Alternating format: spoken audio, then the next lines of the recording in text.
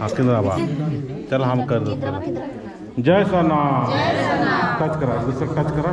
और इन ध्यान दो बाल के बात बनावा है ना चलो पकड़ा पकड़ा पकड़ा तो जय सन्ना चलायो हमने सभी को मिल के झंडा खड़ा करा थे झंडा से हमने का घर के दिन रात सुबह शाम दिन रात के ठंडा में गर्मी में बरसात में हर स्थिति हर परिस्थिति में रक्षा करबे जय चला जय चला हाथ उठा के जय चला जय चला